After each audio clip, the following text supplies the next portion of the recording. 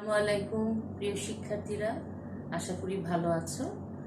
আমি Sabina Rahman, assistant professor, department of geology, Dhaka college, Dhaka. প্রিয় শিক্ষার্থীরা, আজকের অনলাইন ক্লাসে তোমাদেরকে স্বাগতম জানাচ্ছি। আমি আজকে honours second year non major কন্ড্রিকথিসের স্কোলিওডন নিয়ে আলোচনা করব। গত ক্লাসে কিন্তু আমরা স্কোলিওডনের একেবারে ইন্ট্রোডাক্টরি ক্লাসটা আমরা করেছিলাম। তো আজকে আমাদের সেকেন্ড ক্লাস। তো আজকে আমরা ওই স্কোলিওডনের যে অন্তকঙ্কাল সেটা নিয়ে একটু পর্যালোচনা করব। তো শুরুতেই স্কোলিওডন তোমরা কিন্তু জানো যে এটা কন্ড্রিকথিস, যে এটা কি কন্ড্রিকথিস হচ্ছে একটা ক্লাস, তাই না? তো সেখানে ওই এই স্কোলিওডনটা তরুণাস্থি নির্মিত। এটা মানে কি, যে অস্থিটা হচ্ছে দৃঢ় না, কঠিন না, অস্থিটা হচ্ছে নরম। হ্যাঁ, আমাদের এই যে নাকের সামনে দেখো এই হাড়টা, এটাও কিন্তু তরুণাস্থিময়। হ্যাঁ, তারপর কানের পিনাটা সফট এবং এটা খুব মুভেবল। ওকে, আচ্ছা। এই যে স্কোলিওডন, এটা আসলে তোমরা জানো যে এটা সামুদ্রিক একটা মাছ টাইপের, শেপটা ওই ধরনের মাছই।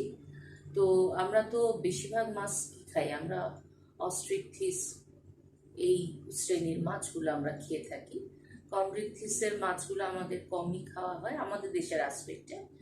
তো এই স্কোলিওডন হচ্ছে, তোমরা জানো যে হাঙর, সেই মাছটা আসলে আমরা কখনোই এটা আমাদের দেশে এটা নেওয়া হয় না, গ্রহণ করা হয় না। যাই হোক, স্কোলিওডনের অন্তকঙ্কালের শুরুতেই বলা যায় এই যে অন্তকঙ্কালটা এন্ডোস্কেলিটন যেটা, সেটা তরুণাস্থি নির্মিত এবং দুটো ভাগে বিভক্ত। একটা হচ্ছে অক্ষীয় আর একটা হচ্ছে উপাঙ্গীয় কঙ্কাল। একটা অক্ষীয় আর একটা কি উপাঙ্গীয়, সেটা আমরা পরে আসবো। আমরা আজকে অক্ষীয় কঙ্কালটা নিয়ে আলোচনা করবো। কি করবো? অক্ষীয় কঙ্কাল। অক্ষীয় কঙ্কাল কি কি নিয়ে গঠিত? করোটি, ভিসেরাল আর্চ, মেরুদণ্ড নিয়ে গঠিত। এই যে করোটিটা কি? এটা হচ্ছে করোটি হচ্ছে তোমার যেটা আছে সেটা হচ্ছে তরুণাস্থি নির্মিত বলে এটাকে কন্ড প্রাণিয়াম বলা হয়। এবং এটা কি কি ধারণ করে? করোটিকা, তারপর olfactory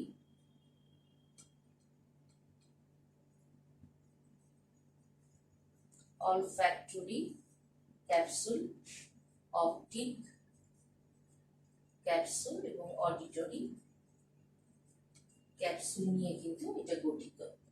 তো এই যে কন্ডোক্রানিয়াম যেটা, এটাকে বলা হয়, এটা হচ্ছে খুলিটা ধারণ করে, মস্তকাবরক, তাই না? করোটিকা। আচ্ছা, এই যে তাহলে আমরা দেখতে পাচ্ছি এটা আবার এই যে কন্ডোক্রানিয়াম আবার চারটি অঞ্চল আছে, চারটি অঞ্চলে বিভক্ত,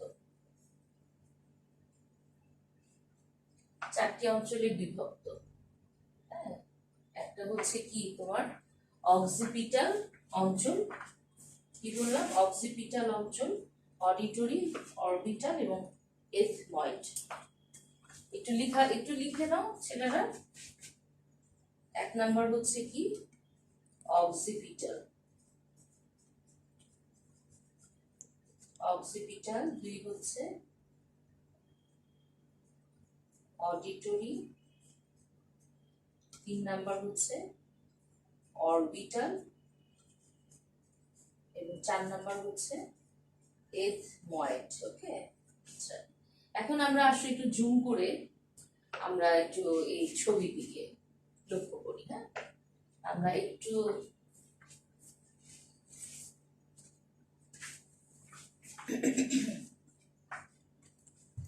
জুম করে এই ছবিটা দেখি।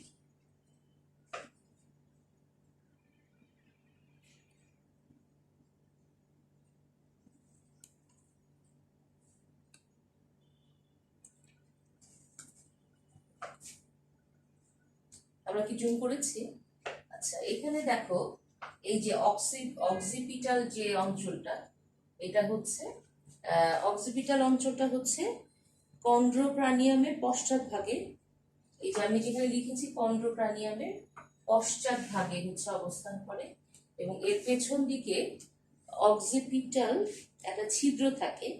হ্যাঁ, এই যে অক্সিপিটাল যেটা দেখুন, এই ছবিটা আমি যেটা বলছি এটা হচ্ছে অক্সিপিটাল, স্কোলিওটালের অক্সিপিটাল। মানে এটা এই পুরো ছবিটা হচ্ছে কন্ড্রোক্রানিয়াম, এবং তার মধ্যে যে চারটা ভাগ আছে তার মধ্যে প্রথমটা অক্সিপিটাল অঞ্চল যেটা, সেটা এটা হচ্ছে কন্ড্রোক্রানিয়ামের পশ্চাৎভাগে অবস্থিত, এবং এর পেছন দিকে একটি বড় ছিদ্র থাকে যেটাকে বলা হচ্ছে ফোরামেন বা ফোরামে ম্যাগনাম বা মহাবিবর। এই যে দেখো, এই যে ফোরামেন ম্যাগনাম বা মহাবিবর, ঠিক আছে, এবং একটা ছিদ্র থাকে এই নিচে, সেটাই হচ্ছে ফোরামে ম্যাগনাম। আচ্ছা, ফোরামেন ম্যাগনামের প্রতি পাশে একটি করে অক্সিপিটাল কন্ডাইল থাকে। এই যে দেখো, দেখেছ কি থাকে? অক্সিপিটাল কন্ডাইল থাকে। এরা মেরুদণ্ডের প্রসূন কশেরুকাকে আবদ্ধ করে রাখে। অক্সিপিটাল অঞ্চলের পৃষ্ঠরেখা বরাবর এই অনুদৈর্ঘ্য উঁচু স্থান থাকে, এটা অক্সিপিটাল ক্রেস্ট বলে। এই যে এটা হলো অক্সিপিটাল ক্রেস্ট। আচ্ছা, তারপরে 2 নম্বরে আসো অডিটরি অঞ্চল। এই অঞ্চলটি অক্সিপিটাল অঞ্চলের সামনে অবস্থিত, এবং এই অঞ্চল দুটি অডিটরি ক্যাপসুল অবস্থান করে। ক্যাপসুল দুটির মধ্যে শ্রবণ ইন্দ্রিয়, তুমি অডিটরি বলতেই বুঝতে পারছো শ্রবণের সাথে এটা রিলেটেড, শ্রবণ ইন্দ্রিয় বা অন্তঃকর্ণ আবদ্ধ থাকে। ক্যাপসুল দুটির মাঝে একটি ডিম্বাকার অবতল অংশ থাকে যার নাম হচ্ছে প্যারাইটাল ফসা। আচ্ছা, লেখাগুলো কি একটু ঝাপসা লাগছে? আচ্ছা, তোমরা একটু দেখো ছবিটা।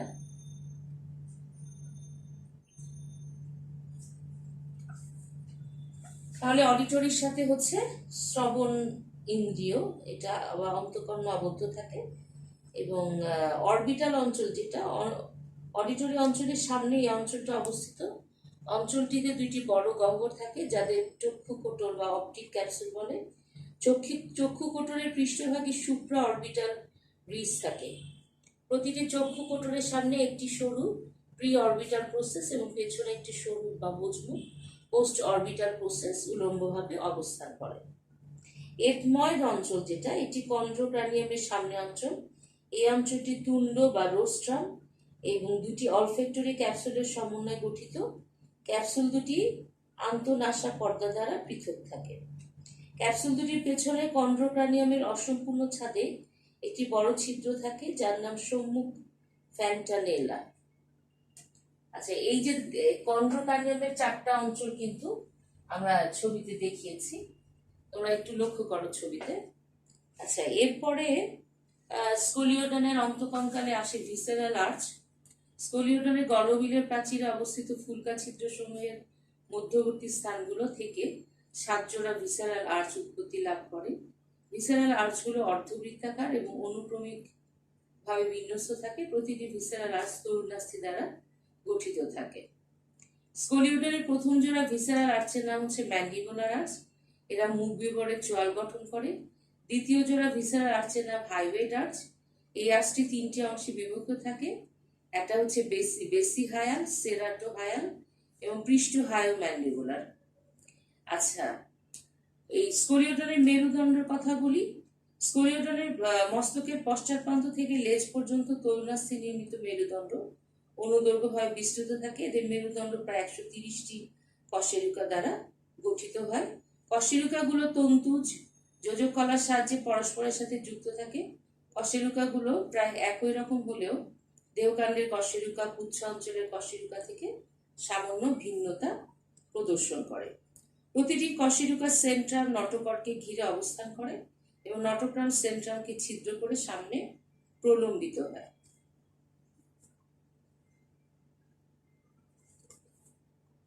আচ্ছা, প্রিয় শিক্ষার্থীরা, এখন আসো উপাঙ্গিক কঙ্কালে।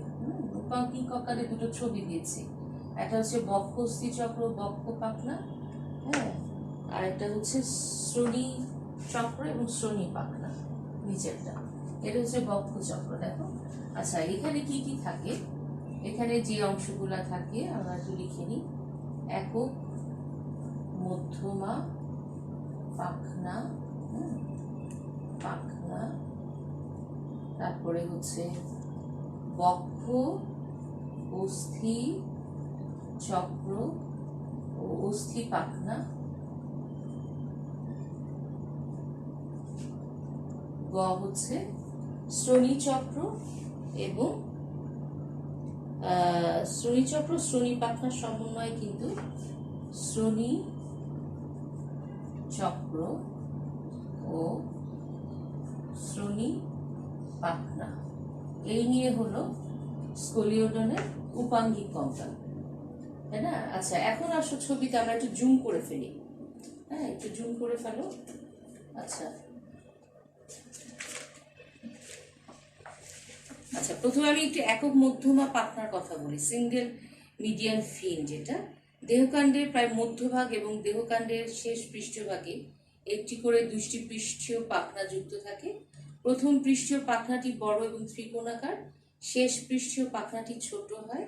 স্কলিওডনের শ্রোণী পাখনার পেছনে এবং অবসারণী ছিদ্রের সামনে অবস্থিত পায়ু পাখনাটিও একক মধ্যমা পাখনা হিসেবে বিবেচিত হয়। এই একক মধ্যমা পাখনাগুলোর ধারক কঙ্কাল কতগুলো ধারাবাহিকভাবে সজ্জিত তরুণাস্থি দণ্ডের সমন্বয় গঠিত হয়। এই দণ্ডগুলোর নাম হচ্ছে টেরিগোফোর। আচ্ছা, এখন আমরা ছবিটা একটু ক্লোজ করো। তবে এটা একদম ক্লোজ করে দাও, লেখাটা ছাড়া একদম ক্লোজ করে দাও। একটু ই করো, মুভ দিকে একদম জুম করে দাও। আমি একটু দেখি, চেক করে। না, আর একটু একটু দেখুন, দেখুন।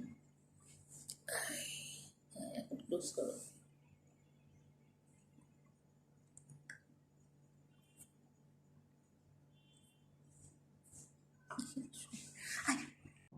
বক্ষ অস্থি চক্রে একটু লক্ষ্য করো।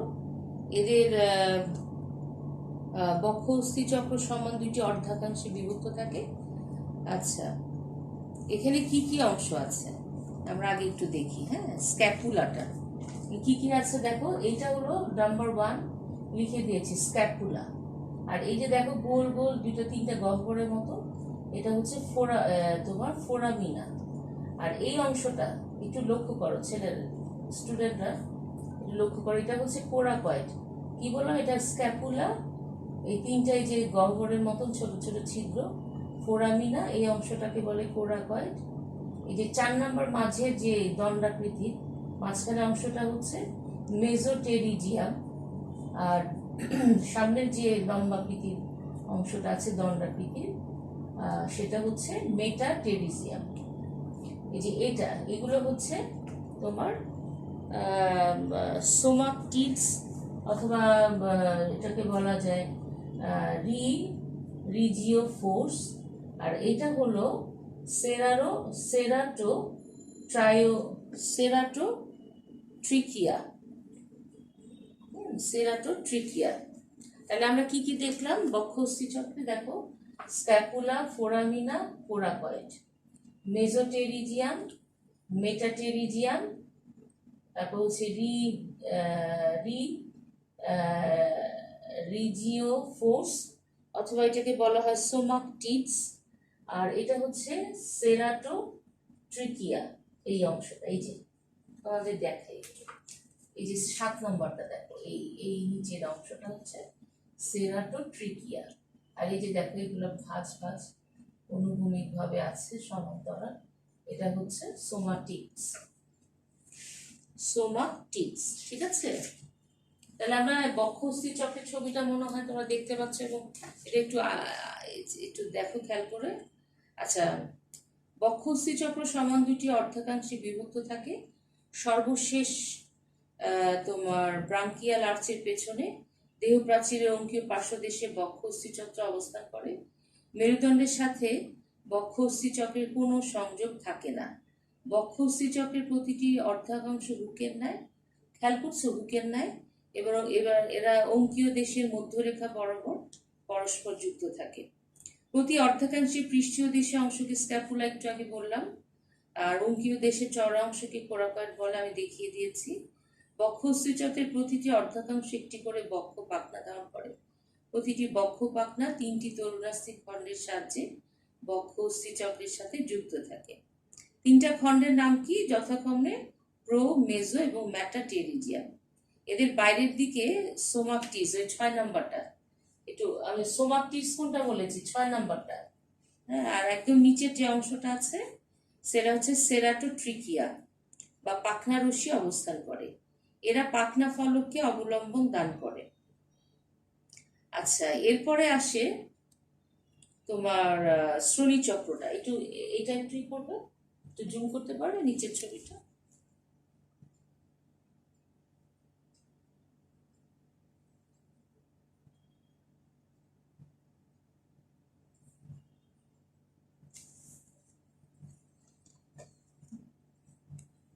এই যে ছবিটা একটু দেখো, এই যে এইটা হচ্ছে ইসচিও পিউবিক বার। কি বললাম? ইসচিও পিউবিক দণ্ড। এই যে অংশটা একটু খেয়াল করো, এটা হচ্ছে স্কলিওডনের শ্রোণী চক্র ও শ্রোণী পাখনা। ছবিটা ক্লিয়ার? আচ্ছা, এখানে দেখতে পাচ্ছ খুব সুন্দর একটা মানে ছবিটা কিন্তু খুব সুন্দর লাগছে, দেখে মনে হচ্ছে একটা পাখির মতো, হ্যাঁ, অনেকটা। তো এখানে যে অংশটা আছে, এই যে মাঝখানে যে দণ্ডটা দিয়ে দুটো পাখার মতন অংশ যুক্ত হয়েছে, এটা ইসচিও পিউবিক বার বা দণ্ড।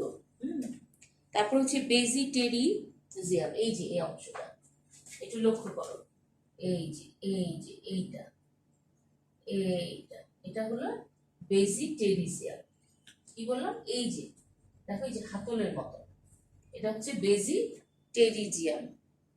আর এই অংশটা হলো এই যে এই অংশটা, দেখো এই যে এই অংশটা, নিচেরটা না কিন্তু, হ্যাঁ, এই অংশটা, এটা হচ্ছে কি বললাম? সোমাকটিডিয়া। এটা কি? সোমাকটিডিয়া। আমি দাগ দিয়ে দিয়েছি যে এই অংশটা, এই যে এটা, ঠিক আছে, এটা সোমাকটিডিয়া। এবং তার এটা হচ্ছে এটা কি? এটা হলো ওই আগেরটার মতোই সেরাটোট্রিকিয়া। এই যে এখানে বলছি না 7 নাম্বারটা সেরাটোট্রিকিয়া। আর এইটাও দেখো, এই কাছাকাছি ডিজাইনটা এবং আকৃতিটা বা শেপটা, এটা হচ্ছে সেরাটো, এই যে এই শব্দটাই সেরাটোট্রিকিয়া। বুঝতে পেরেছো? আর এটা হচ্ছে ক্ল্যাসপার। এটা কি? এই যে এইগুলা, এটা হচ্ছে কি? ক্ল্যাসপার। আর এটা কি? এটা স্টাইল। এই যে একটু ধারালো, হ্যাঁ, এটা হলো স্টাইল। এই হলো তোমার শ্রোণী চক্র এবং শ্রোণী পাখনা। এটা ইসচিও পিউবিক বার। এই যে এইটা হচ্ছে ভাতলের মতন বা যেটাই বলো না কেন, এটা হচ্ছে বেজিটেরিজিয়াম। তারপরে এই অংশটা কি? তোমার সোমাকটিডিয়া। এই অংশটা সোমাকটিডিয়া, আর এটা হচ্ছে সেরাটোট্রিকিয়া। এই অংশটা, এটা ক্ল্যাসপার, আর এটা হচ্ছে স্টাইল। আচ্ছা, তাহলে এই শ্রোণীচক্রের ক্ষেত্রে আমরা বলি স্কলিওডনের শ্রোণীচক্রের গঠন সরল প্রকৃতির এবং একটি মাত্র বাঁকানো ও চ্যাপ্টা তরুণাস্থি দণ্ড দ্বারা গঠিত হয়। এই দণ্ডটির নাম হচ্ছে ইসচিও পিউবিক দণ্ড। আগে আলোচনা করেছি এবং দেখিয়ে দিয়েছি তোমাদের ছবিতে। অপসারণীর সামনে অঙ্কীয় উদরীয় প্রাচীরের সাথে ইসচিও পিউবিক সংযুক্ত থেকে মাংসপেশির মধ্যে আড়াআড়িভাবে অবস্থান করে। এই দণ্ডটির নিচে বেজিটেরিজিয়াম নামক আরো একটি বাঁকা দণ্ড যুক্ত থাকে। শ্রোণীচক্রের প্রতি অর্ধাংশে বিদ্যমান ইসচিও পিউবিক ও বেজিটেরিজিয়াম নামক দণ্ড দুটি তরুণাস্থি যুক্ত হয়। বেজিটেরিজিয়ামের বাইরের দিকে যথাক্রমে আমি 2বার করে দেখিয়ে দিয়েছি, আবারও বলছি, সোমাকটিডিয়া এবং সেরাটোট্রিকিয়া অবস্থান করে। পুরুষ স্কলিওডনের শ্রোণী পাখনার পশ্চাৎ প্রান্তে প্রতি পার্শ্বে একটি করে মোট 1 জোড়া ক্ল্যাসপার নামক পুংসম্বমাঙ্গ যুক্ত থাকে। বেজিটেরিজিয়ামের পেছনের দিকে একটি নলাকার তরুণাস্থি ক্ল্যাসপারের মূল দণ্ড হিসেবে কাজ করে। ক্ল্যাসপারের শেষ প্রান্তে একটি ধারালো স্টাইল থাকে, স্টাইলটি পৃষ্ঠ অঙ্কীয় আবরণী দ্বারা পরিবেষ্টিত অবস্থায় অবস্থান করে। প্রিয় শিক্ষার্থীরা, আশা করি অন্তকঙ্কালটা তোমরা বুঝতে পেরেছো। অক্ষীয় কঙ্কাল এবং উপাঙ্গিক কঙ্কাল, এই দুটোর ছবিগুলো দিয়ে আমি যথাসাধ্য চেষ্টা করলাম, তোমাদেরকে বোঝানোর চেষ্টা করলাম। তো তোমরা নিজেরাও কিন্তু একটু পড়ে নিবে বা একটু ঝালাই করে নিলে আমার মনে হয় আমার পড়ার সাথে তোমাদের কঠিন কিছু মনে হবে না। তো তোমরা ভালো থাকো, বাসায় একটু পড়াশোনা করো, স্বাস্থ্যবিধি মেনে বাসায় অবস্থান করো, আর নিজে সচেতন থাকো, অন্যদেরকে সচেতন করো। ভালো থাকো, পরবর্তী ক্লাসে তোমাদের সাথে আবার দেখা হবে। ততদিন পর্যন্ত সুস্থ থাকো। আল্লাহ হাফেজ।